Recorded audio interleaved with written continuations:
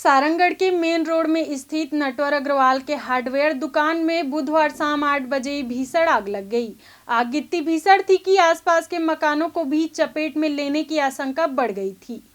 मौके पर नगर पालिका की फायर ब्रिगेड की टीम पहुंच गई थी और आग पर काबू पाने का निरंतर प्रयास कर रही थी, लेकिन आग पर काबू नहीं पाया जा रहा था, जिसे देखते हुए सारंगढ़ पुलिस अधीक्षक राजेश कुकरेजा ने अन्य जगह से 2 और दमकल की गाड़ियों की व्यवस्था की। तब जाकर सुबह 6 बजे आग पर काबू पाया गया। वहीं इस दौरान दुकान में रखे लाखों रुपए के सामान जलकर खाक हो गए।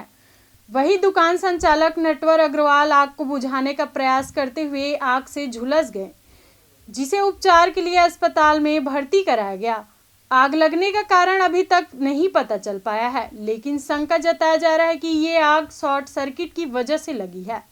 इस दौरान जिला कलेक्टर, जिला पुलिस अधीक्षक सहित कई प्रशासनिक अधिकारी घटनास्थल पर उपस्थित रहकर आग पर जल्दी नियंत्रण पाने के लिए लगातार प्रयास करते नजर आए।